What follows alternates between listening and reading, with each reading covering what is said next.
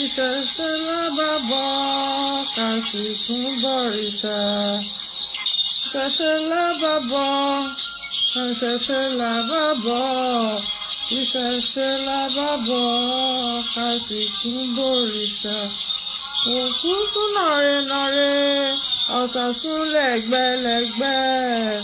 ìṣẹ̀ṣe lábàbọ̀ ká sì tún bọ̀rìṣà. ká bọ́ ṣẹ̀ṣe ká ṣe ṣẹ̀ṣe. ìṣẹ̀ṣe lábàbọ̀.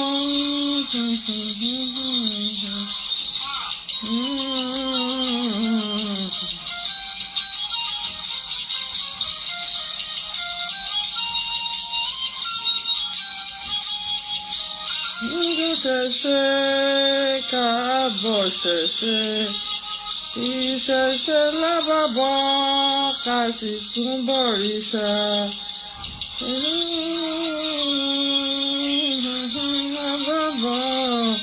ìṣẹ̀ṣe lábàbọ̀ ká sì tún bọ̀rìṣà. òkú sún nọ̀rẹ́nọ̀rẹ́ ọ̀sà sún lẹ́gbẹ́lẹ́gbẹ́.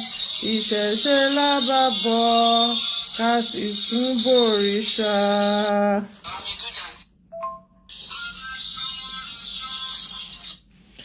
ẹ káàsán ẹ káàárọ̀ gbogbo ibikíbi tẹ́ bá ti ń wò wá ká bọ́ ìṣẹ̀ṣe ká ṣe ìṣẹ̀ṣe. kí là ń pè ní ìṣẹ̀ṣe? orí ẹni ìṣẹ̀ṣe ẹni, ìyá ẹni ìṣẹ̀ṣe ẹni, bàbá ẹni ìṣẹ̀ṣe ike ẹni ìṣẹ̀ṣe ẹni ní gbogbo àwọn òrìṣà wa ìṣẹ̀ṣe ẹni ní gbogbo orúnmọlẹ̀ wa ìṣẹ̀ṣe ẹni ní. so ó wà important ká bọ wọn. òun ló fa gbogbo ìdíwọ́ àti dènà tó ń ṣẹlẹ̀ nílẹ̀ káàárọ̀ òjìrè nítorí pé a ti pa ìṣẹ̀ṣe wa tì. ẹ lọ wo South Korea for example. ìṣẹ̀ṣe tá a ṣe mọ́ ó ti jẹ́ kí ká sọ dignity wa nù. kí là ń pè ní dignity lédè òyìnbó? ó ti jẹ́ kí ọmọ káàárọ̀ òjìrè kan sọ iyì wọn nù. kò jẹ́ kí wọ́n rí wọn gẹ́gẹ́ bí pàtàkì mọ́ láwùjọ. ẹ lọ wo South Korea, wọn kì í ta kókì ńbẹ, wọn kì í ta gbogbo àwọn díríǹkì ńbẹ.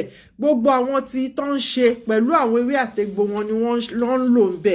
ìlú wọn àwọn náà ní kí lorúkọ ẹ̀, gbogbo àgbáyé wọ́n respect wọn ni, wọ́n respect olórí wọn ni. ìdí nìyẹn tí mo ṣe tún gbé orin yẹn wá pé ẹ já padà sínú ìṣẹ̀ṣe wa. torí pé kí ni ìṣẹ̀ṣe wa òun nìkan lọ́nà àbáyọ. ìṣẹ̀ṣe àwa ni ìṣẹ̀ṣe, ìṣẹ̀ṣe ni wá. ìyá ẹni ìṣẹ̀ṣe ẹni, bàbá ẹni ìṣẹ̀ṣe ẹni, ike ẹni, gbogbo orúnmọlẹ̀ wa ìṣẹ̀ṣe, orí ẹni ìṣẹ̀ṣe ẹni ní. nítorí pé kí ni orí la máa ń kọ́kọ́ bọ ká tó bọ òrìṣà. ó ṣe pàtàkì fún wa láti máa bọ orí wa. kí n má bàa digress, òun ni mo ń sọ̀rọ̀ nípa iyì, ìdápadà ògo ọmọ káàárọ̀ àjíire. ìdápadà ògo ọmọ káàárọ̀ àjíire. ọ̀nà wo ni iyì yẹn lè fi iyì àbí ògo mi ò mọ the real one, but iyì ni mo believe kò jẹ́. ọ̀nà wo la fi lè dá iyì wa padà? gbogbo ẹ̀ la máa sọ̀rọ̀ níbẹ̀. ṣé rí àwọn ọmọ káàárọ̀ òjìrè, a lot of us àti torí àtẹnujẹ a ti sọ iyì ara wa nù, a ti sọ ògo ara wa nù, àní sògo nù, àní sọ iyì wa nù. tá bá ń sọ̀rọ̀ nípa òrìṣà, kí là ń pè ní òrìṣà?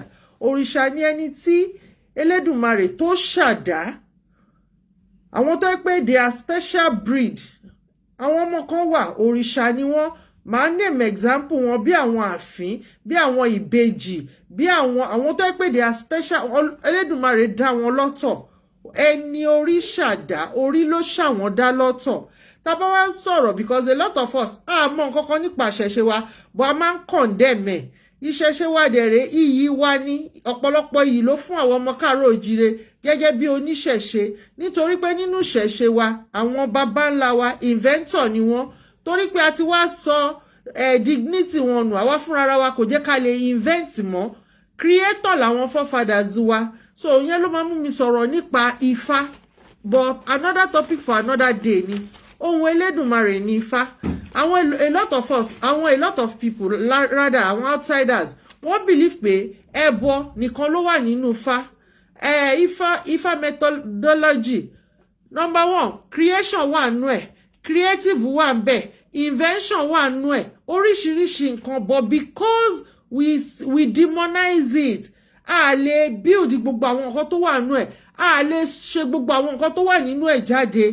bí wọ́n ṣe ń gbin gbogbo àwọn nǹkan wa bí ó ṣe jẹ́ oúnjẹ ọ̀nà tó fi jẹ́ oúnjẹ gbogbo ẹ̀ ló wà nínú Ifá ìdí nìyẹn tí a ṣe sọ dignity wa nù but we need to resurrect it ọ̀nà wo la fi lè restore ẹ̀ back òun ni pé mo máa ń sọ máa ní tó bá ṣe kọ̀ríkúlọ̀mù tán gbogbo ọmọ káàárọ̀ òjíire at least ẹ̀rìndínlógún a gbúdọ̀ mọ̀ gbogbo odùfá mẹ́rìndínlógún ká mọ̀ nǹkan tó sọ kí ló sọ nípa ilẹ̀ wa bí irú bàbá mi kan tó pè mí láàárọ̀ ìtàn bá mi sọ̀rọ̀ pé kí n dìde lẹ̀ stop being depressed wọ́n ní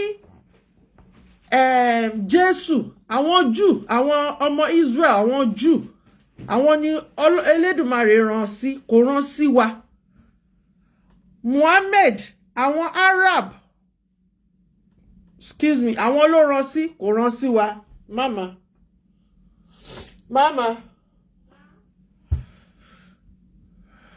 àwọn ló rán sí kò rán sí wa but àwọn yìí tó rán sí wa a kọ̀ wọ́n sílẹ̀ ó dàbí kí ọmọ wà kó máa pe bàbá oníbàbá rámẹ́mọ̀ lọ́la kó máa pe bàbá oníbàbá nínú cup tó wà lórí tébù ẹ má bínú jàre kó máa pe bàbá oníbàbá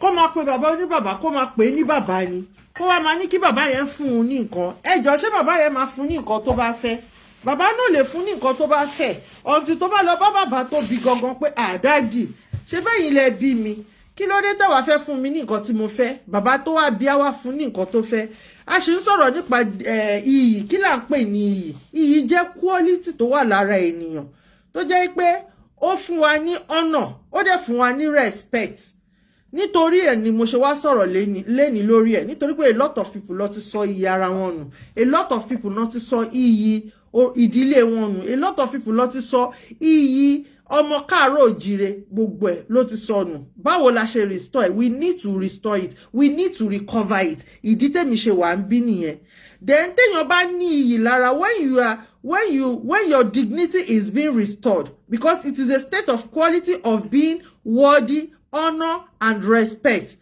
and ó jẹ́ ká wà special iyì àwọn ọmọ káàárọ̀ òjíire ó jẹ́ ká jẹ́ special human being láyé ọ̀tọ̀ tó yẹ pé gbogbo ayé wọ́n respect wa gbogbo ènìyàn náà respect wa ẹ wo láyé àtijọ́ ẹ wo àwọn baba ńlá wa aṣọ wa àṣà wa gbogbo everybody tí àṣà wa ò bá ní iyì lára àwọn èèyàn ní máa wá ẹ wo ìṣẹ̀ṣe táwa kọ́ sílẹ̀ ogúnlọ́gọ̀ àwọn òyìnbó náà wá fi owó ńláńlá náà wá fi ń kọ́ ifá náà fi ń kọ́ gbogbo òrìṣà oríṣiríṣi tó wà nílẹ̀ Yorùbá even èdè wa iyì wà nínú èdè wa iyì wà nínú àṣà wa iyì wà nínú ìṣẹ̀ṣe wa ẹ wo gbogbo àwọn ìlú àwọn Caribbean yẹn gbogbo àwọn Brazil wọ́n ti sọ èdè Yorùbá sìn wọ́n ti sọ di language tó yẹ pé formal language rather àwọn Caribbean èmi mo sọ mo ní ìgbà tí mo dé lu few years after ọmọ Caribbean ló gbé gàrí wá fún mi ó ní I know you are Yoruba and we too our descendants Yoruba ni wọ́n ó wá ń ṣàlàyé fún mi pé ọmọ Ọ̀yọ́ lé ní àwọn great bíi 4 generations wọn mi lè gbàgbé Ronnie lórúkọ bọ̀bọ̀ náà ó wá gbé gàrí yẹn wá fún mi ó ní they keep the culture though we don't speak the language but they keep the culture even the food pé ṣé a máa ń jẹ iṣu ó ṣàbẹ̀rẹ̀ sí ní bá mi sọ àwọn nǹkan yẹn for àwọn tó jẹ́ wípé wọ́n kó wọn lọ sí ìlú bòmí lẹ́rú wọ́n retain ní culture yẹn ẹ lọ sí kí lorúkọ ẹ̀ l'American sìn wọ́n ṣe ìṣẹ̀ṣe wa ń bẹ̀ kí ló dé táwa ní ilẹ̀ gangan tẹ́lẹ̀dùmarè jogún ilẹ̀ yẹn fún ilẹ̀ wa ilẹ̀ ìṣẹ̀ṣe ni gbogbo nǹkan tó attribute mọ́ wa ìṣẹ̀ṣe ni Ọ̀rúnmìlà lẹ́lẹ́dùmarè ló rán sí àwọn ọmọ káàárọ̀ òjíire òun ni alágbàwí wa òun ni alágbàwí àwọn ọmọ káàárọ̀ òjíire kí ló dé táwa kọ̀ sílẹ̀ táwa gbé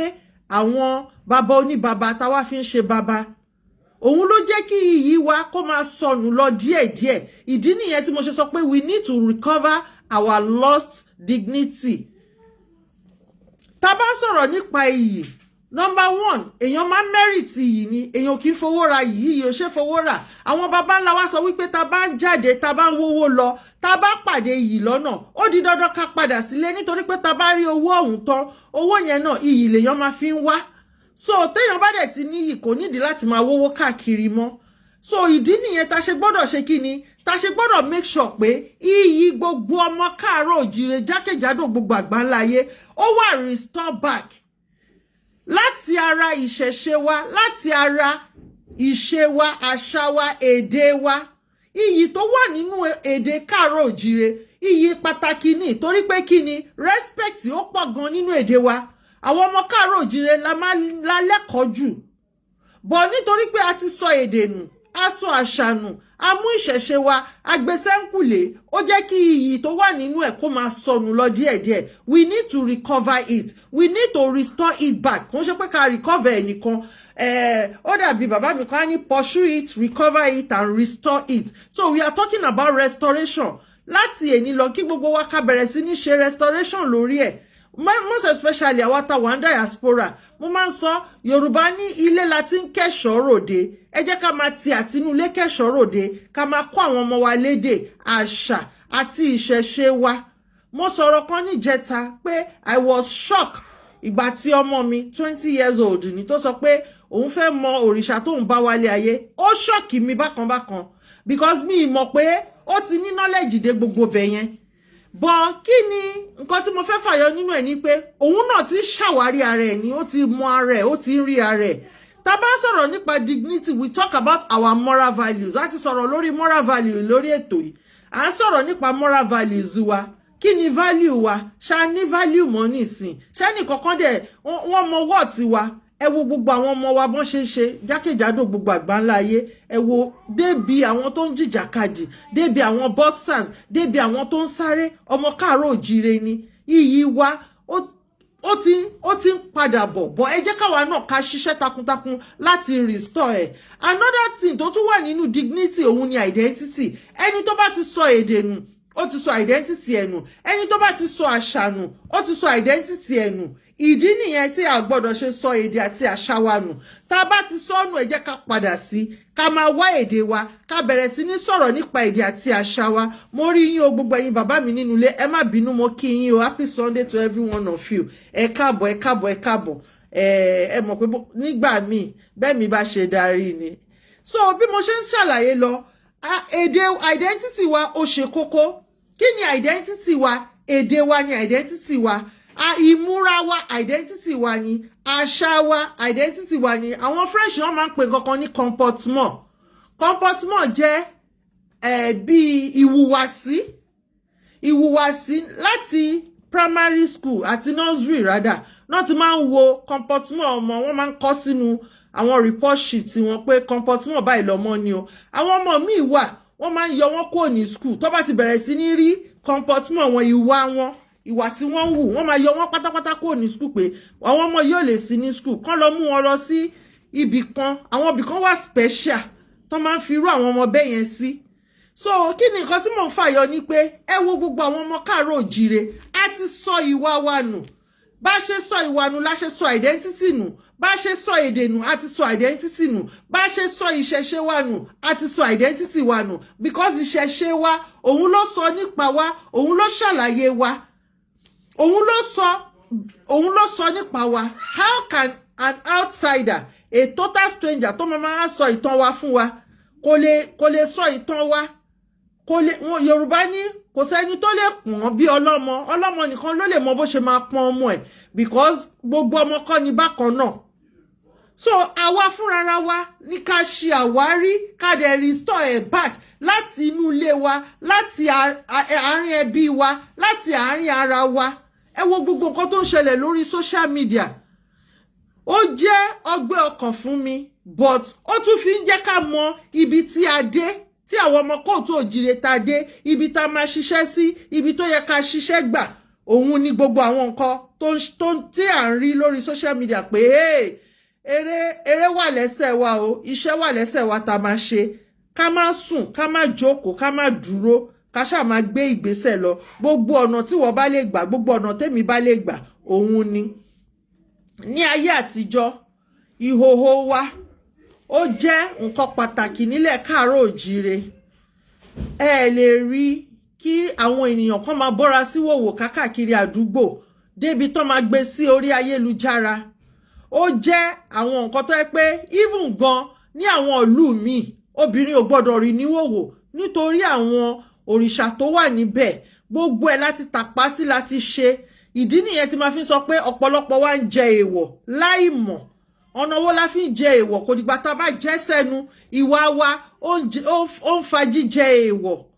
So we need to restore back gbogbo àwọn lost dignity wa, gbogbo àwọn lost glory wa. We need to resurrect everything tá a sì fi pàtí lost. Ó dẹ̀ possible. Tá bá ń sọ̀rọ̀ nípa dignity, human universal dignity ó wà. Òun ní tá ń sọ̀rọ̀ lórí ẹ̀. Gẹ́gẹ́ bí ìran Káàárọ̀ Oòjíire, a sọ̀rọ̀ a dìde nípa Yorùbá nation. Kí ni ìdí àkọ́kọ́ tá fi fẹ́ Yorùbá nation? Kí ni ìdí àkọ́kọ́ tá fi sọ pé a fẹ́ bá wọn ìran míì, a fẹ́ máa bá wọn dòwò pọ̀, a fẹ́ máa bá wọn ṣe pọ̀, but a fẹ́ dúró gẹ́gẹ́ bí orílẹ̀-èdè fúnra wa. Èkíní kíran Yorùbá má bàa parun.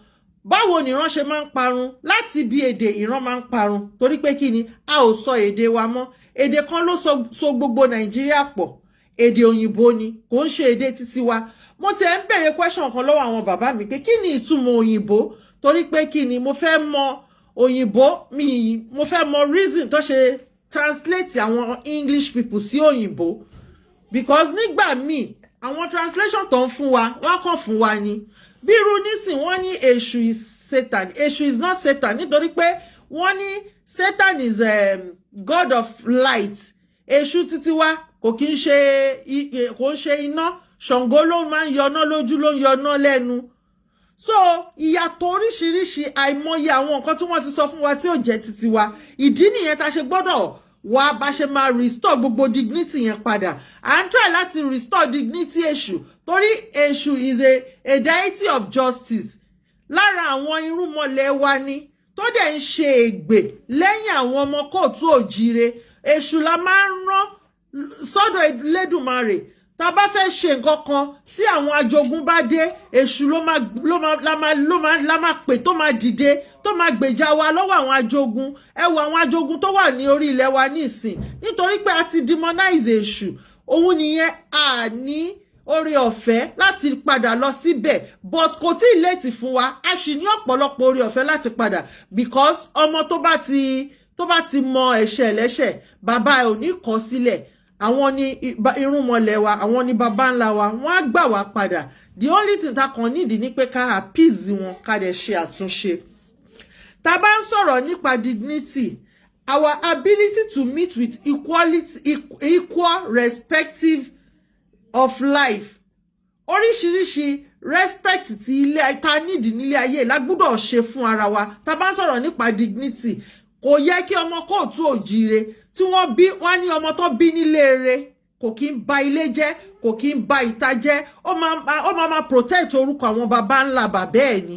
Ẹ wo gbogbo oríṣiríṣi ìwà tí àwọn ọmọ Káàárọ̀ Oòjíire wù. Mo sọ̀rọ̀ lórí ìjàngbara many months ago pé èèyàn kì í ṣe nítorí owó, nítorí pé kí ni ó máa sọ iyì nù ni. Ó ti sọ iyì, a lot of people ti sọ iyì nù nínú ìjàngbara yìí. A lot of people wọ́n ti bà orúkọ baba ńlá wọn jẹ́. Bàbá mi Ọlákúnlé mo rí yín, ẹ káàbọ̀ sà.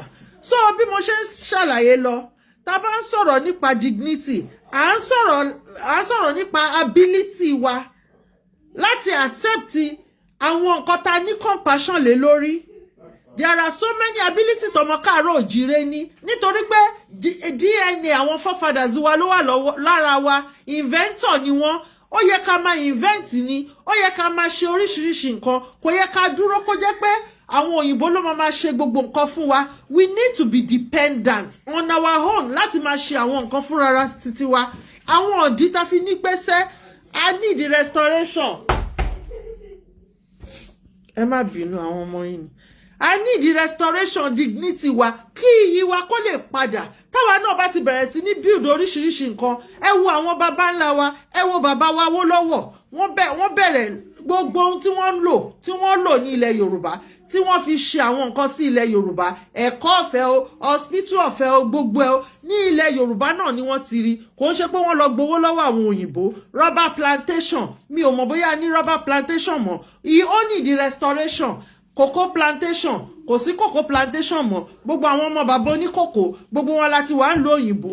Tí security bá wà, tá gba orílẹ̀-èdè wa, á mú gbogbo wa láti padà sílé torí kò sẹ́ni tó tútù yìí tó bá lára mu kò sẹ́ni tó hùn tó kó kú sílùú àjòjì kò sẹ́ni wọ́n ti ń fi àparí iṣu hàn wá òwe ilé tó lọ wọ́n ti ń kọ́ fún wa àmọ́ ogun tí wọ́n tán jà yìí àmọ́ bí tán máa dé àmọ́ bí tán máa bá bẹ̀rẹ̀ Ọlọ́run má jà bógun lọ láṣẹ Èdùmàrè ẹnìkankan wo ní bógun lọ ẹ wo àìsàn tó dà sílùú ní 2020 COVID a lot of people died gbogbo àwọn ọmọ káàárọ̀ kò sí ìlú náà tí wọn ti kú o but àwa ní àwọn nǹkan tá fi lè ṣe ìtọ́jú tá fi lè ṣe ìwòsàn tó yẹ pé kò ní fa ikú àìtọ́jọ́ kò ní fa ikú ọ̀wọ̀ọ̀wọ́ gbogbo àwọn nǹkan yẹn ló yẹ ká restore padà gbogbo ewé àtẹ̀gbò wa ara ìṣẹ̀ṣe ní gbogbo ẹ̀ ti jáde gbogbo oúnjẹ tá à ń jẹ inú ìṣẹ̀ṣe wa ibẹ̀ ní gbogbo àwọn nǹkan yẹn ló ti jáde ìdí nìyẹn tí mo ṣe wá sọ̀rọ̀ nípa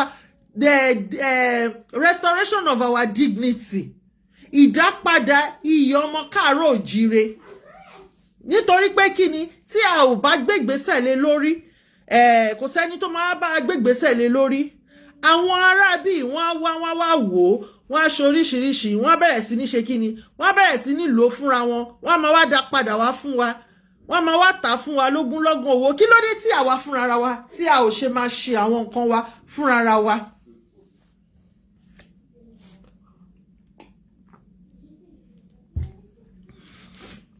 Another thing tó wà nílẹ̀ káàárọ̀ òjíire tó jẹ́ iyì lára ọmọ káàárọ̀ òjíire a máa ń promote ara wa a máa ń respect ara wa ní ayé ìsìn ǹjẹ́ ṣáṣì ń promote ara wa mọ́ ṣáṣì ń respect ara wa mọ́ ara bá ṣe ń sọ iyì nù nìyẹn torí pé kí ni a ti ń ríra wa lọ́ta ara wa mo máa ń sọ kẹ́nìkan dìde kó lóun ò ṣe Yorùbá nation mọ́ kò kí ń ṣe ọ̀tá wa nítorí pé kí ni ó lè má nígbàgbọ́ nínú everybody ló ní reason tiẹ̀ kò wá mí pé ká condemn wọn bọ́ wọn gbọ́dọ̀ ṣe nǹkan tó máa fa ìrìn àjò wa sẹ́yìn nítorí pé gbogbo wa kọ́ la máa dìde la máa rin ìrìn àjò yìí àwọn kan náà máa dìde náà máa gbé ìgbésẹ̀ tó bá bọ́ sí gbogbo wọn wá join wa wọn á kí wa pé ẹ kú iṣẹ́ takuntakun bó ṣe yẹ kó rí nìyẹn bọ̀ torí pé a ti sọ iyì nù òun ni ò ṣe jẹ́ ká máa promote ara wa mọ́ òun ni kò ṣe jẹ́ ká máa respect ara wa mọ́ mo máa ń sọ màá ní I respect everybody's opinion but mo lè máa accept opinion yẹn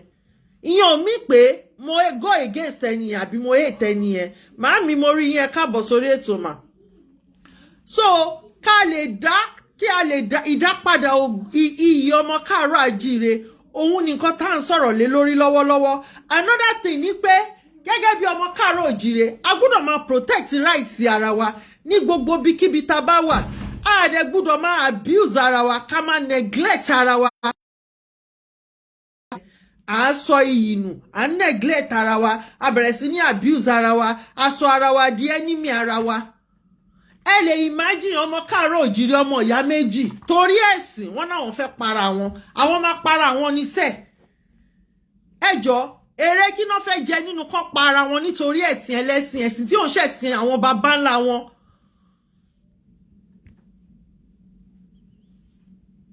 wọ́n ti sọ iyì nù ní tó bá yẹ pé iyì wà ń bẹ̀ á wò pé ọmọ ìyá mi ẹ̀sìn tó ń ṣe yìí ẹ̀sìn ẹlẹ́sìn ni kò ń ṣẹ̀sìn àwọn baba ńlá wa ẹ̀sìn ẹlẹ́sìn ni jẹ́ ká jọ padà sílé ká ṣàwárí ara wa ká mọ bí tá kù sí ibi tá ń lọ àti ibi tá dé dúró so a lot of people nítorí mentality Nàìjíríà mama sọ ma ní mentality Nàìjíríà torí pé system tí Nàìjíríà create òun ni gbogbo wa la build lé lórí build lórí system táwọn forefathers wa create but a lọ build lórí system tí Nàìjíríà create kò jẹ́ ká ní dignity mọ́ ẹ wo Adesanya nsìn tán bá máa sọ wọ́n ní a guy from Nigeria one WW whatever tán máa ń pè wrestling but ọmọ káàárọ̀ òjíire ni iyì yẹn yẹ ilẹ̀ káàárọ̀ òjíire ló yẹ kó bọ́ sí another one Anthony Joshua ẹ̀ṣẹ́ lòun ń jà iyì yẹn Nàìjíríà náà ń fún àìmọye ọ̀pọ̀lọpọ̀ bẹ́ẹ̀ ẹ wo ọmọbìnrin tó sáré ìjọsìn yẹn náà iyì yẹn Nàìjíríà náà fi fún iyì ilẹ̀ káàárọ̀ òjíire ni àwọn ọmọ káàárọ̀ òjíire ni wọ́n torí ẹ̀ la ṣe gbọ́dọ̀ restore gbogbo àwọn lost dignity wa padà ìdí nìyẹn ta ṣe sọ pé a ní Yorùbá nation nìkan ní solution ta ní kò sí two ways about it. Bó ṣe ń pẹ́ sí ló ń léwu sí. Bó ṣe ń pẹ́ sí ló ń léwu sí. Ẹ wo níjọ́ Easter Good Friday ni bí wọ́n ṣe lọ attack àwọn èèyàn tí wọ́n pa àwọn èèyàn. Torí ẹ̀ mo ṣe máa ń sọ pé ara máa ń ta mí gidigidi gan. Pé inú dẹ̀ máa ń bí mi torí mi I am sometimes impatient. Ibi ta ti ń wò pé wọn kò lè happen wọ́n happen o. Ẹ wo iye àwọn èèyàn tí wọ́n náà kidnap. So tá bá lè dìde ṣé rí tá bá mo máa sọ mo fẹ́ fi nǹkan kan bóyá òye tèmi ni o mo fẹ́ tún sọ lẹ́ni pé when you are going expectedly ẹ jẹ́ ká máa expect àwọn nǹkan oríṣiríṣi tó máa ṣẹlẹ̀ lójú ọ̀nà torí wípé Táyé jalè Kẹ́hìndé ó fẹ́ wọ́ Ìdòwú ó ṣe bákan bákan ìyẹn ò wá mí pé nǹkan tá à ń ṣe àní ṣe mọ́ nítorí pé kí ni a ti mọ̀ wípé àwọn ẹni ló pa wá lára nínú ìrìn àjò yìí o ẹ jẹ́ ká mọ̀ bá ṣe máa ṣe kí ni bá ṣe máa tún ẹrù wa dì ẹ̀kọ́ ló yẹ ká máa kọ́ nínú ìrìn àjò wa ká máa mọ̀ bá ṣe máa tún ẹrù wa dì ká mọ̀ ìgbésẹ̀ tá máa gbé kò ń ṣe wípé ká wá stand still lójú kan pé nítorí pé Táyé ti jalè Kẹ́hìndé ti jalè o Ìdòwú náà jalè o Àlàbá ò gbọ́dọ̀ gbégbésẹ̀ torí pé kí ni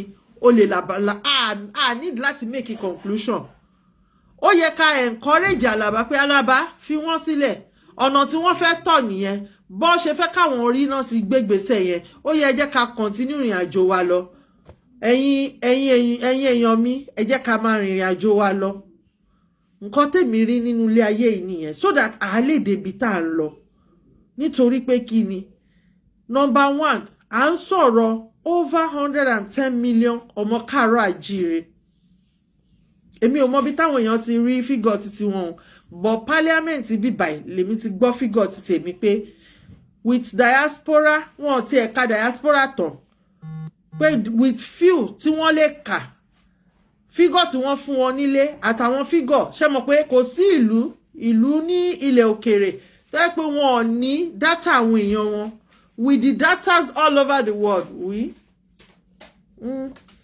fẹ́ come to vote. No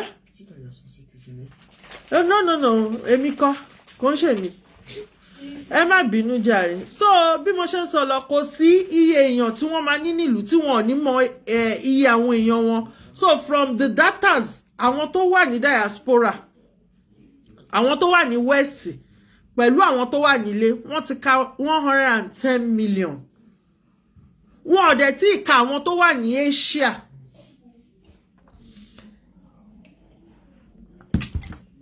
wọ́n ò tí ka àwọn tí wọ́n wà ní other African country mọ́ so ẹ wá wò àwọn ìlú mi wọ́n ò pé 20 million Netherlands ń bẹ̀ yẹn lẹ́gbẹ̀ẹ́ wa ń bì báyìí mi rò bọ́n pé 20 million Malta mi ò rò bẹ́ Malta wọ 40 million àbí 30 million so kí wá ló dé tá lè dúró ní dúró ara wa gbogbo àwọn tó wà nílé òkèrè kákàkiri kán wálé ká wá build ilé wa àmọ́ ẹ má jẹ́ ká gbàgbé tá bá fẹ́ kí ìdápadà iyì ọmọ káàárọ̀ òjíire kó wá sí ìmúṣẹ a gbọ́dọ̀ bọ́ Nàìjíríà sílẹ̀ láti sìn lọ ká ti máa bọ́lẹ̀ díẹ̀ ká ti máa bọ́lẹ̀ bàbá mi Àkànjí mo ṣe làbọ̀rọ̀ ìlàbọ̀ yẹ káàbọ̀ sórí ètò wọ́n ní Ireland is just 7 million ṣe ti ríṣẹ́ Ireland is just 7 million ẹ̀dẹ̀ wo ọmọ káàárọ̀ àjíire wọn ka Asia mọ́ wọn ka other African country ó ní West lásán tí wọ́n ṣe kí lorúkọ ẹ̀ feasibility study lórí ẹ̀ Crovet ẹ yé disturb me so tí wọ́n ṣe feasibility study lórí ẹ̀ wọ́n ti figure tí wọ́n fún wọn nílé ẹ̀dẹ̀ mọ̀rọ̀ lé wa pé ọ̀rọ̀ location 419 pé wọ́n máa tó bá rí mẹ́wàá wọ́n á sọ di mẹ́ta ni wọ́n ti ka 110 million ẹ jọ̀ọ́ ṣé kò yẹ kí àwa wá bá ṣe máa bí iyì wa bó ṣe máa padà ẹ wo àwọn aṣọ wa dàńṣíkí wa, ẹ wo àwọn orin wa, àwọn ọmọ káàárọ̀ àjíire, àwọn baba ńlá wa, àwọn náà ṣe gbogbo àwọn instrument orin tí wọ́n ń kọ orin. Àwọn ni wọ́n ń kéwì, kò sí ọmọ tí wọ́n máa kì, àwa la lóríkì, àwa la ní oríṣiríṣi oríkì ìdílé. Gbogbo àwọn nǹkan yẹn a lot of tẹ́lẹ̀tẹ́lẹ̀ mi ò mọ oríkì ìdílé wa o, mo sọ o, àwọn ẹ̀gbọ́n mi everybody ò mọ̀, èmi ni mo lọ ṣe àwárí ẹ̀. Mo wá bẹ̀rẹ̀ sí ní pe àwọn ẹ̀gbọ́n mi, mo wá sọ fún wọn pé a ti sọnù oríkì ìdílé wa. Kò sí ọmọ tí wọ́n máa kì tínú ẹ̀ ò ní dùn, tó máa ṣìwàwù, tó bá ń ṣì ìwàwù, tó bá ti ń kì ara ẹ̀ máa balẹ̀ ni, nítorí pé inú àṣà wa ló wà, inú ìṣẹ̀ṣe wa ló wà.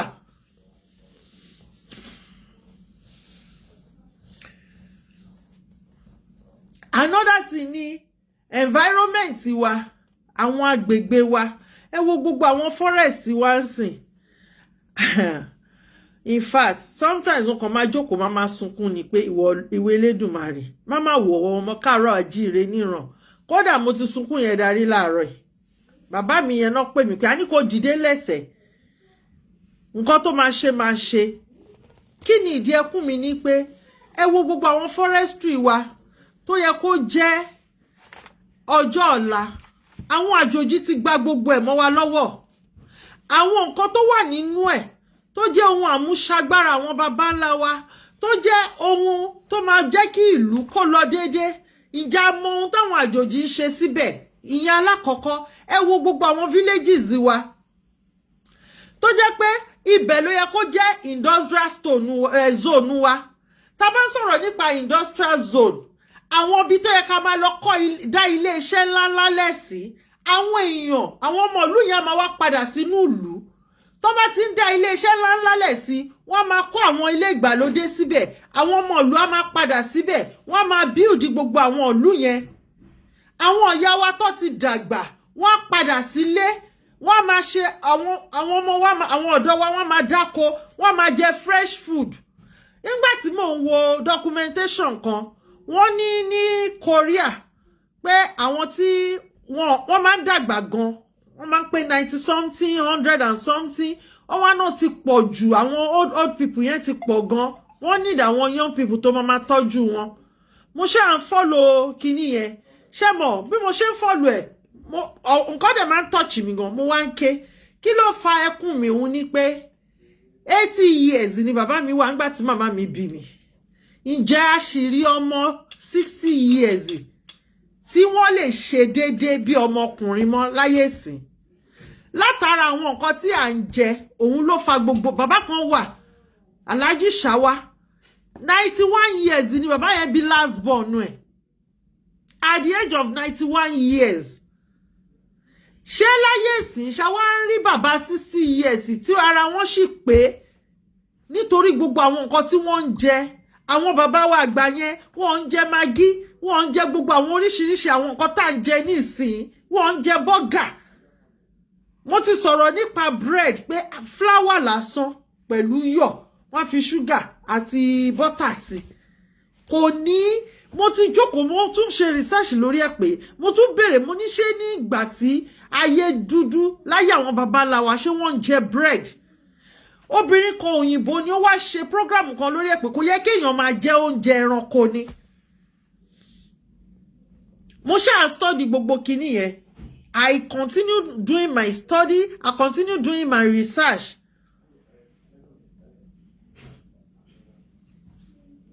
Àmọ́ nílẹ̀ káàárọ̀ òjíire, a ní èlùbọ́ iṣu, èlùbọ́ ọ̀gẹ̀dẹ̀, bóyá èlùbọ́ kókò mi mọ́ tó máa tún pè, a ní kókò, a ní iṣu, oríṣiríṣi iṣu la ní nílẹ̀ Yorùbá, iṣu ewùrà, iṣu tútù, iṣu ẹ̀gbẹ́, kí tún lórúkọ iṣu tó máa ń pè yẹn, oríṣiríṣi ẹ̀fọ́ la nílẹ̀ Yorùbá.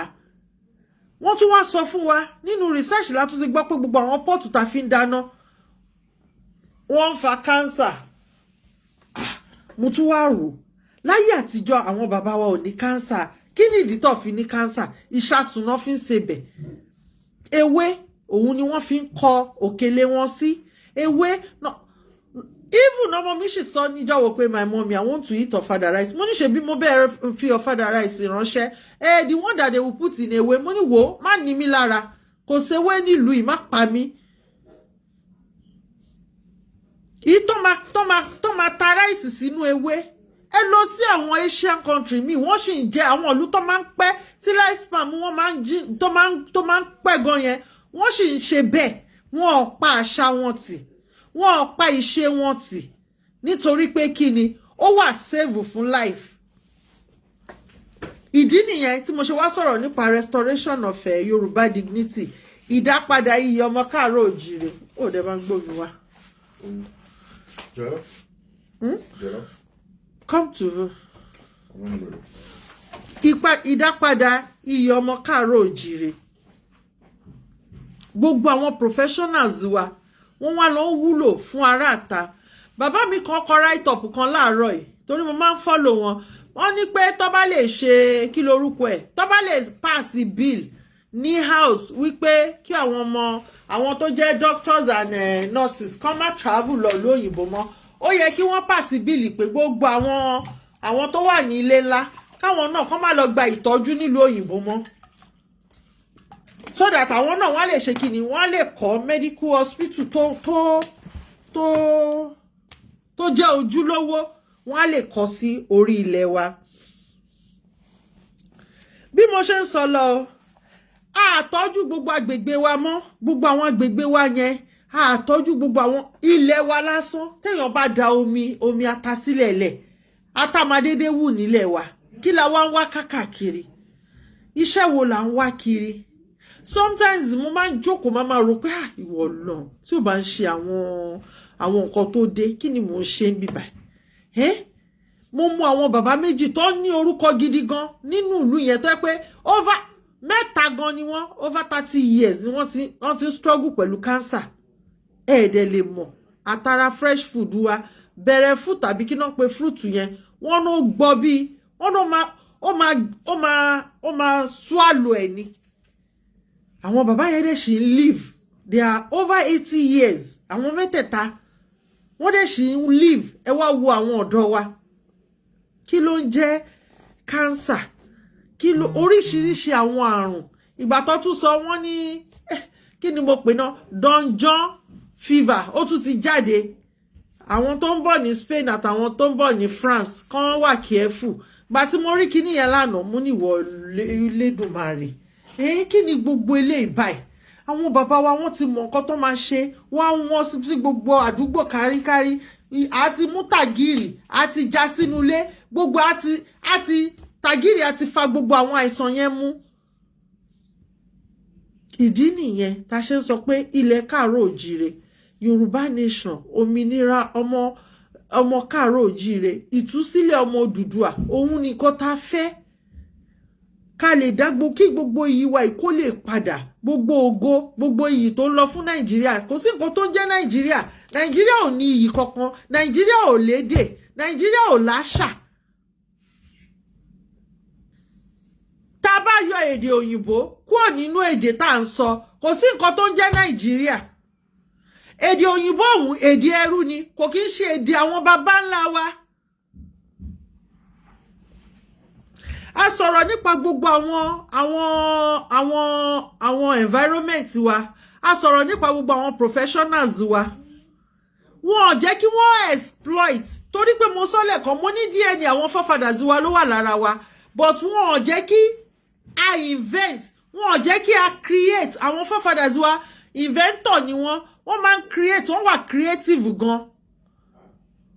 Ó dẹ̀ wà lára gbogbo àwọn ọmọ káàárọ̀ òjìrè but system tí wọ́n create nílùú yẹn kò jẹ́ kí àwọn èèyàn kò jẹ́ kí wọ́n wà creative.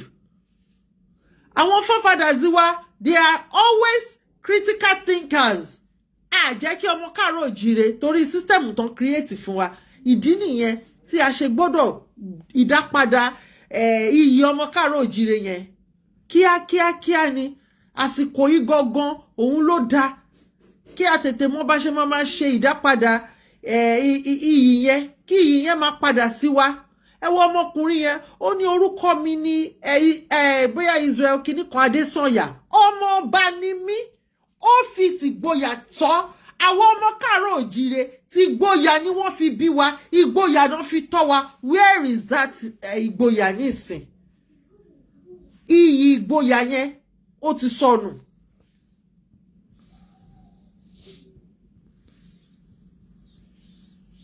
Iyì ìgboyà yẹn ti sọnù.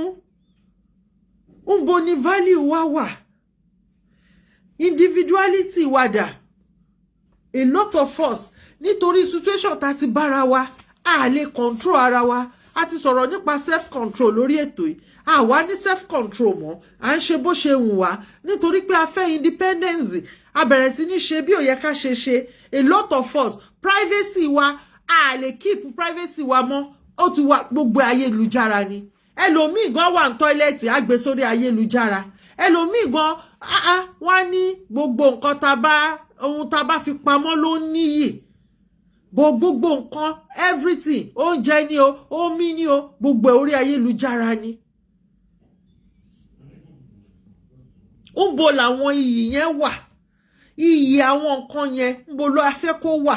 Nígbà tí a ti gbé gbogbo ẹ̀ sórí ayélujára.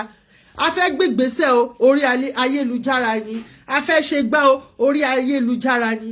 Àìmọye àwọn nǹkan míì tó yẹ ká ṣe nínú ìrìn àjò struggle tá ń ṣe yìí Yorùbá nation yìí tí ò yẹ kó dórí ayélujára.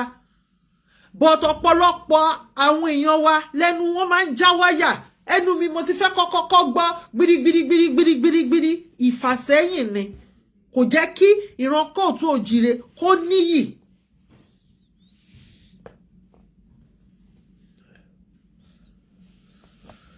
A fẹ́ ṣe partnership pẹ̀lú àwọn èèyàn ayélujára ni. Where is our privacy? How do we partnership with others? Even our choice ayélujára ni. Gbogbo nǹkan we do things, láì ní iyì. À ń ṣe àwọn nǹkan láì fi iyì sí. Gbogbo nǹkan tá à ń ṣe, à ń ṣe pé ká ṣáà ṣe. Nǹkan tá máa kọ́kọ́ rò ní pé ńbo ni iyì wa wà? Èyí tó wá jẹ́ pambambari òun ni respect. Àpọ́nlé wa dà. Àwọn ọmọ káàárọ̀ àjíire àwa ti ń sọ àwọn ọ̀rọ̀ tó yẹ pé in fact ìgbà míì má kàn máa wò báyìí pé Elédùmarè ńbo lójú ẹ wà. A tún wá mú ẹ̀tọ́ wa asọ́nù. A lè dìde fẹ́tọ̀ wa. Ojoojúmọ́ a lot of us ojoojúmọ́ là ń gbọ́ national anthem wa o. Báwo la ṣe ń gbọ́ sí? Ǹjẹ́ à ń gbọ́ pẹ̀lú ìtumọ̀? Àìmọye oríṣiríṣi orin tá máa ń gbọ́. Ǹjẹ́ à ń gbọ́ pẹ̀lú ìtumọ̀? Bàbá mi kan sọ fún mi pé àwọn orin ayé àtijọ́ yẹn kí n máa lọ gbọ́ wọn. Wọ́n ní mi ìmọ̀ wọn. Wọ́n ṣàwà ń kọ àwọn orin yẹn wọ́n send ẹ̀ sí mi pé àwọn nǹkan tí kí n máa listen sí nìyẹn. Pé màá tún máa ní ìmọ̀ kún ìmọ̀ ó tún máa calm mi down pé kò sí nǹkan tójú ò tí ì rírí láyé. Ọ̀nà wo la fi ń lose dignity? Èkíní self determination wa tá gbé sọ́wọ́ ẹ̀. Tí a bá mójútó dáadáa ní ìsìn tí a jẹ́ kó slip away mọ́ wa lọ́wọ́ dignity ọmọ káàárọ̀ òjíire ó ti lose pátápátá ní gbogbo àgbáńlá ayé. Ẹlẹ́ẹ̀kejì òun ni pé tá bá ti ń feel hopelessness and worthlessness àti lose the dignity nìyẹn. Tá a ríra wa bí pàtàkì mọ́. A lot of ọmọ káàárọ̀ àjíire a rí ara wa bí pàtàkì.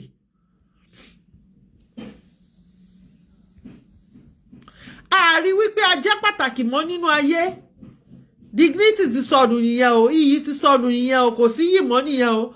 Tá bá ti wá experience violation irú àwọn ìta experience ní Nàìjíríà lọ́wọ́lọ́wọ́ báyìí. Iyì ọmọ káàárọ̀ òjíire ti sọnù nìyẹn o. Another one ni pé tá bá ń sọ̀rọ̀ ṣá máa ń gbọ́ ara wa. Ṣá máa ń fi òye gbé. A ti sọ̀rọ̀ nípa òye. Báwo làwọn ọ̀rọ̀ wa ṣe rí? Ǹjẹ́ à ń wo àwọn ọ̀rọ̀ tá à ń sọ pé okay ọ̀rọ̀ tá à ń sọ yìí ṣé kò pa àwọn ẹlòmíì lára?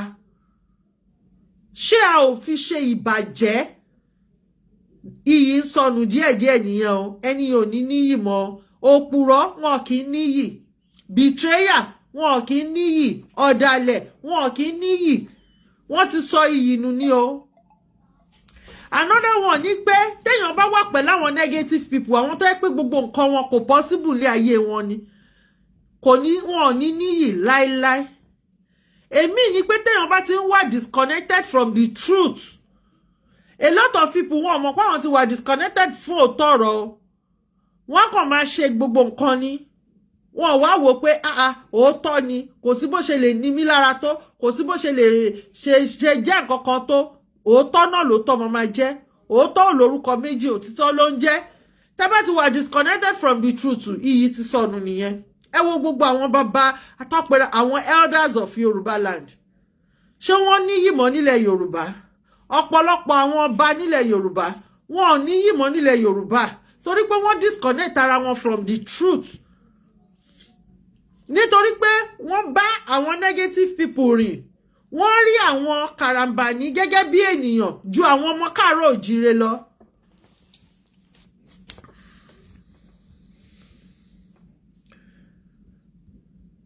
Wọ́n ti bẹ̀rẹ̀ sí ní attack wọn, violating of people's rights. Kò sí yìí bẹ́ẹ̀ mọ́ nìyẹn. Ara àwọn ọ̀nà téèyàn fi ń sọ iyì nù nìyẹn. Even fúnrara wa máa sọ máa ní ogun àfọwọ́fà gan, ó máa ń pa ọ̀pọ̀lọpọ̀. A lè sọ iyì ara wa nù. Torí ẹ̀ ni àwọn bàbá wa ṣe máa ń kọrin pé ṣọ́ra ṣe, ká má ṣọ́ra ṣe. Gbogbo nǹkan kọ́ lágídí máa ń tún ṣe o, gbogbo nǹkan kọ́ ni sùúrù máa ń bàjẹ́ o. A gbọ́dọ̀ máa weigh between the coin. Ọ̀nà wo lèèyàn tún máa fi ń sọ iyì nù nígbà téèyàn bá ti pa ìṣẹ̀ṣe tì báyìí pé ìṣẹ̀ṣe yìí o mo pátì sẹ́gbẹ̀ẹ́ kan, iyì ara ẹ̀ sọnù nìyẹn. Nítorí pé kí ni a máa ń sọ ní ìṣẹ̀ṣe làgbà. Èmi máa ń sọ pé èmi ni ìṣẹ̀ṣe ni mí. Kí nìdí tí mo fi jẹ́ ìṣẹ̀ṣe? Nítorí pé kí ni orí mi ìṣẹ̀ṣe mi ni, ìṣẹ̀dá mi ìṣẹ̀ṣe mi ni, òrìṣà tí mo bá wálé ayé ìṣẹ̀ṣe mi ni. Tí mo bá wá kọ̀ sílẹ̀ tí mo pátì, ẹjọ́ iyì wo lèèyàn tó fẹ́ ní ilé ayé mọ́? Bàbá mi àti ìyá mi ìṣẹ̀ṣe mi ni, ikin ìṣẹ̀ṣe mi ni. Torí ẹ̀ ni mo ṣe ṣàlàyé lẹ́ẹ̀kan pé a lot of us I believe pé ẹbọ nìkan ló wà nínú Ifá, ẹ̀ẹ̀kan rúbọ nìkan ló wà nínú Ifá. Ifá consists of everything. Creative, invention. There are so many things to one bed. But what you need to do is to learn and understand. When you learn to understand, that is when you will be able to know pé Ifá ò kì í ṣe ẹbọ rúrú nìkan. Ifá consists of ọgbọ́n, ìmọ̀, òye. Gbogbo nǹkan tó yẹ kéèyàn fi ṣe ayé láyé yìí ó wà nínú Ifá. Ìdí nìyẹn tí àwọn babaláwo wa tí wọ́n ṣe command a lot of respect. They command a lot of respect nílé ayé yìí. Àìmọye ìmọ̀ tí wọ́n mọ̀.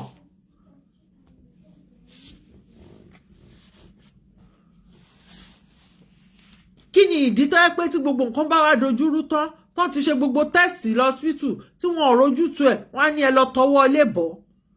Nítorí pé wọ́n mọ̀ wípé iyì wà nú ẹ̀, òtítọ́ wà nú ẹ̀, ẹ̀kọ́ wà nú ẹ̀. Gbogbo nǹkan ló wà nínú ìṣẹ̀ṣe wa. But àwa fúnra wa, we are not working on it. We are not building on it. We are not exercising it. Kò jẹ́ ká mọ̀ irú nǹkan tó jẹ́. Ẹ lọ wo gbogbo àwọn tó yẹ pé oníṣẹ̀ṣe ni ṣẹ́rí máa sọ pé oníṣẹ̀ṣe yàtọ̀ sí oníṣẹ̀ṣe o. Bàbá kan use the word àṣìṣe, mo máa use the word that àṣìṣe. Àwọn kan wà aláṣìṣe ni wọ́n torí pé wọn ò gbé òtítọ́ dání. Tẹ́ bá rí oníṣẹ̀ṣe tó gbé òtítọ́ dání, ẹ máa rí iyì ara wọn. Ẹ máa rí ohun tó gbé dání, iyì tó wà nínú nǹkan tó gbé dání. Ẹ máa rí iyì tó wà nínú nǹkan tó gbé dání. So ìdí nìyẹn tá ṣe gbọ́dọ̀ gbé òótọ́ ọnú dání. À ń bèrè fún orílẹ̀-èdè tuntun. Ǹjẹ́ ó possible ká máa fi bàbá oníbàbá for example sí àwọn ọmọ mi mo máa fi wọ́n ṣe example ṣe báwọn náà lọ tán bọ̀ tán disturb mi ṣé wọ́n lè lọ bá ìyá mi pé kó wá fún wọn ní nǹkan tó fẹ́ lọ́wọ́ mi kí ìyá yẹn fún wọn kò ní fún wọn á máa wò wọ́n ni pé kí n tèmi pẹ̀lú tiyín ṣé mi mo bí yín ni bọ ìyá tó bí ọmọ á finú fẹ́ dọ̀ kó má ní tó bá mọ̀ pé nǹkan yẹn ṣe pàtàkì sáwọn ọmọ á wá fún àwọn ọmọ tó bí ìdí nìyẹn tó fi ṣe pàtàkì sí wa ká padà sílé ẹ jẹ́ padà sínú ìṣẹ̀ṣe wa ẹ jẹ́ ká lọ béèrè question kí ló dé tó fi jẹ́ wípé ẹbọ àtètùtù nìkan làwọn èèyàn wa máa ń sọ̀rọ̀ lé lórí ẹlẹ́bọ ni wọ́n gbogbo wa lẹ́lẹ́bọ I am proud ẹlẹ́bọ very proud one proud ẹlẹ́bọ ni mí I won't deny it but ẹbọ nìkan kọ́ ló wà nínú ìṣẹ̀ṣe ìṣẹ̀ṣe náà fi invent gbogbo oúnjẹ tá à ń jẹ ìṣẹ̀ṣe náà fi ṣe aṣọ wa ìṣẹ̀ṣe náà fi ṣe ọkọ́ àdá gbogbo àwọn nǹkan tó yẹ pé láyé àtijọ́ ìṣẹ̀ṣe ló kọ́ àwọn forefathers wa òun ló ń fún wọn ní ọgbọ́n ìmọ̀ àti òye tí wọ́n lò tí wọ́n fi ṣe ayé nígbà tí wọ́n wà láyé ìṣẹ̀ṣe wa ló jẹ́ ká mọ̀ nǹkan tó ń jẹ́ ẹmu ṣẹ̀kẹ̀tẹ̀ kí lorúkọ àwọn ọtí mi lè rántí gbogbo ẹ̀ mọ́ káwọn òyìnbó tó máa ṣe ọtí níran bàbá ńlá wa ti ní ọtí inú ìṣẹ̀ṣe wa náà ni gbogbo ẹ̀ wà inú ìṣẹ̀ṣe wa òun ló inventi àwọn àṣà àti ìṣe tó jáde nínú ẹ̀ why tó fi jẹ́ wípé òun la wá àtàkì lọ́jọ́ tòní why tó fi wá jẹ́ wípé torí pé iyì tó wà nínú ẹ̀ a fẹ́ kí àwọn èèyàn mọ iyì tó wà nínú ìṣẹ̀ṣe wa òun ni gbogbo ayé ṣe àtàkì ìṣẹ̀ṣe wa.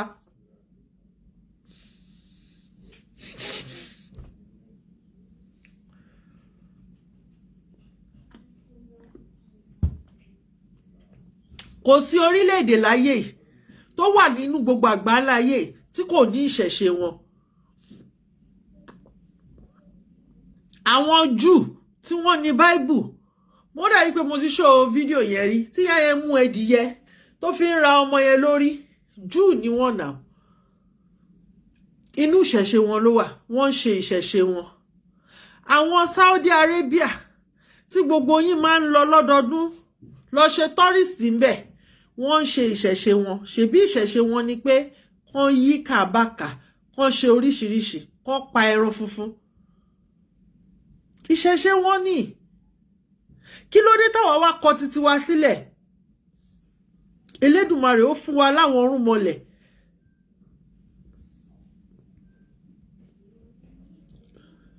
tó jẹ́ pé inventor ni wọ́n Ògún òun ni alágbẹ̀dẹ àkọ́kọ́ òun ló rọ orin òun ló rọ gbogbo ẹ̀ tásídẹ̀ǹtì bá pọ̀ lápọ̀jù tó bá ti bọ̀gún báyìí á lọlẹ̀ ni Ọ̀ṣun ṣẹ̀gẹ̀ṣẹ́ awẹ́dẹ kó tó wẹ mọ́ olóòyà ayùn òun ni matron alákọ̀ọ́kọ́ òun ló ń ṣe ìtọ́jú ọmọ a ní òrìṣà kórì ta tún fi ń kọrin pé kórì kó tó má jẹ́ kọ́mọ mi ó kú òrìṣà àwọn èwe káwọn èwe wa má bàa kú kú ọ̀wọ̀ọ̀wọ̀ kó má bàa máa sọnù apá gbogbo ẹ̀ tì àwa mú àṣà aláṣà àwa gbé wọ̀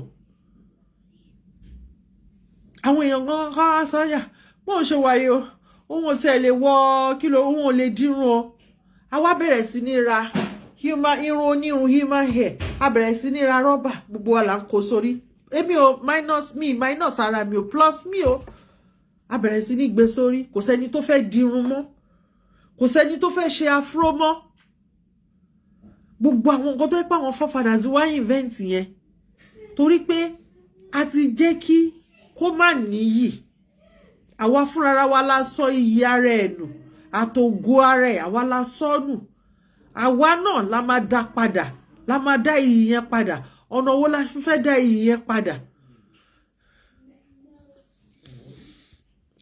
láti bẹ̀rẹ̀ sí ní gbé gbogbo àwọn nǹkan yẹn láti máa gbé wọn sókè láti bẹ̀rẹ̀ sí ní ṣiṣẹ́ lórí ẹ̀. We need to work on them. We need to rebuild everything. Àwa náà a ní tourist center tó yẹ ká ṣàtúnṣe ẹ̀. Orí òkè Olúmọ wà ń bẹ̀, òkè tí ò ṣídìí rí ni, orí Ìkọgùsì waterfall gbogbo ẹ̀ tó yẹ káwọn èèyàn máa wá all over the world kọ́ máa wá ṣe àtúnṣe, kọ́ máa wá ṣe àpọ́nlé ẹ̀ tó yẹ kó jẹ́ tourist center wa. Ǹjẹ́ àmójútó gbogbo àwọn nǹkan yẹn? Torí pé system tí Nàìjíríà create nìyẹn. Ìdí nìyẹn tí máa fi sọ fún gbogbo wa wípé a gbọ́dọ̀ bọ́ Nàìjíríà sílẹ̀. Tá bá bọ́ Nàìjíríà sílẹ̀, tá bẹ̀rẹ̀ sí ní ṣe láti inú ilé wa. Mo fi tọ́mọ mi ṣe example, kò lè fi bẹ́ẹ̀ ṣèdè Yorùbá. Èdè Yorùbá ni máa ń sọ sí wọn nínú ilé. Ìyẹn kékeré, òun nìkan ni ò sọ Yorùbá. Mo wá ṣàlàyé fún pé tó bá kí mi bọ̀njú, mi ní ṣàdúrà fún ẹ. But tó bá kúnlẹ̀ tó kí mi pé ẹ káàsán mà, ẹ káàárọ̀ mà, àdúrà ni máa fi gbé wọn dìde. A lot of us, iyì tó wà nínú ẹ̀ nìyẹn. A jẹ́ kí àwọn ọmọ yẹn mọ reason ta fi ń dọ̀bálẹ̀, reason ta fi ń kúnlẹ̀. Is a sign of respect, but I'm respecting you. No! Tó bá dọ̀bálẹ̀, ó di dandan kí àgbàlagbà fi àdúrà, ìwúre kó fi gbé ẹ dìde nílẹ̀. Tó bá kúnlẹ̀, ìwúre náà ló máa fi gbé ẹ dìde. Iyì tó wà nínú kéèyàn dọ̀bálẹ̀, kéèyàn kúnlẹ̀ nìyẹn. Tá bá ń sọ̀rọ̀ nípa iyì.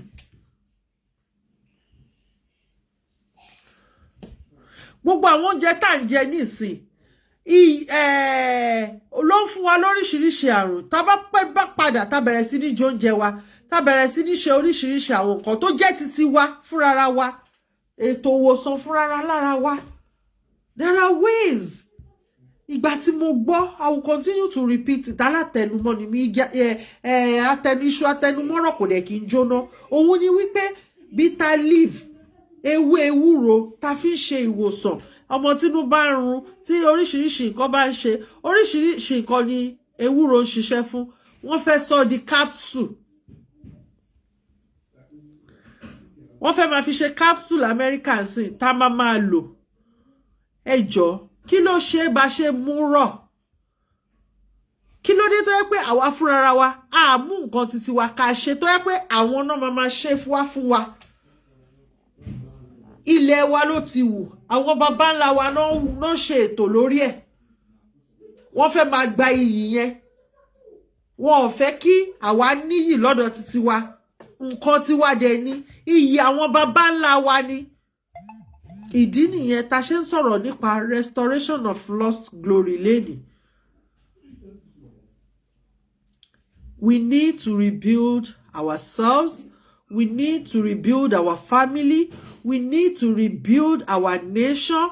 We need to re-strategize. Money, rebuild, re-strategize. Ẹ jẹ́ ká change mode of our strategy. Lórí ìrìn àjò yìí, Yoruba nation máa wáyé tí gbogbo ọmọ Kootu Ajire jákèjádò gbogbo àgbáńlá ayé bá kọ̀yìn sí. Àwọn tó nílẹ̀ máa gbalẹ̀ wọn fún wa. I am telling you, because àwọn kan wà wọ́n ń ṣe iṣẹ́, èmi àti yín a lè mọ̀ wọ́n láíláíláíláí tí bẹ́ẹ̀là máa fi fún. Wọ́n á wá gba ilẹ̀ yẹn fún wa. Tó bá ti wá gba ilẹ̀ yẹn fún wa, tá a bá ti bẹ̀rẹ̀ sí ní gbégbésẹ̀ láti sìn lọ, ká má ṣe àwọn àtúnṣe sílẹ̀ láti sìn lọ, àfàìmọ̀ ká má bára wa níbi tá ti padà wá. Ìdí nìyẹn tá ṣe wá sọ̀rọ̀ lórí ìdápadà iyì ọmọ káàárọ̀ àjíire. Inú ilé ló ti máa bẹ̀rẹ̀. So tá bá ti bẹ̀rẹ̀ láti inú ilé, á lè easy fún wa tá bá ṣe gba nǹkan wa padà báyìí. Iṣẹ́ tá máa ṣe lórí ẹ̀. We need a lot of organization on dìde.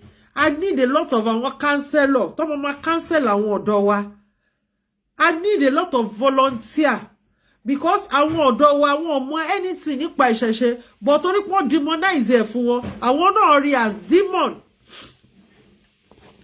Another thing tá tún nídìí òun ni pé àwọn èèyàn wa ìdí tí a ṣe sọ pé a ò dúró pẹ̀lú Nàìjíríà mọ́ kí Nàìjíríà dúró tiẹ̀ lọ́tọ̀ kílẹ̀ Yorùbá dá dúró orílẹ̀-èdè ni wá láti bẹ̀rẹ̀ kíran Yorùbá má bàa parun pátápátá torí wọ́n ti gba èdè lọ́wọ́ wa àṣà wa èdè wa ò ní yìí mọ́ nílẹ̀ yẹn àmọ́ èdè Yorùbá ó ń gbayì káàkiri gbogbo àgbáńlá ayé.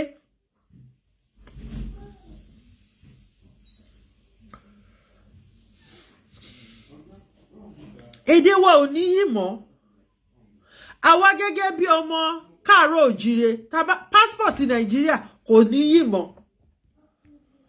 ẹ wo gbogbo àwọn ọmọ wa tí wọ́n ṣe dáadáa iyì yẹn Nàìjíríà náà ń gbé fún iyì ọmọ káàárọ̀ òjìrè dẹ̀ ni àwọn ìdí nìyẹn tá a ṣe gbúdọ̀ dìde fún Yorùbá nation yìí fún òmìnira káàárọ̀ àjíire fún ìtúsílẹ̀ ọmọ Oòduà jákèjádò gbogbo àgbáńlá ayé ẹ ṣé mo dúpẹ́ o ojú òní tì wá lẹ́ẹ̀kan sí happy Sunday orúkọ mi kò yí padà Àbíyọ̀ lórúkọ mi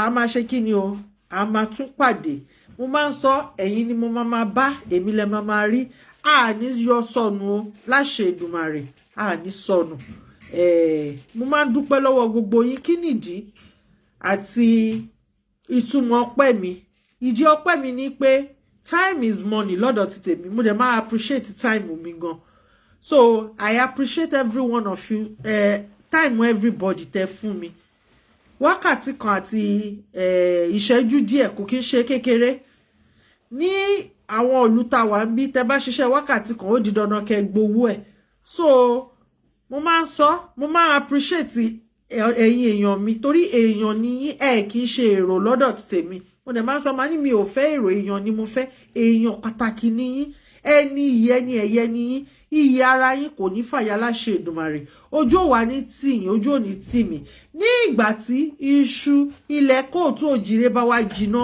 wọn wá ní fi èmi àti ẹ̀yin wọn ní fi ṣe àwátì láṣẹ Èdùmàrè o gbogbo wa tá a ṣiṣẹ́ tinútinú tòótọ́ ọnú gbogbo wa la máa jọrọ̀ ẹ̀ láṣẹ Èdùmàrè ó dàbọ̀ ó dìgbà.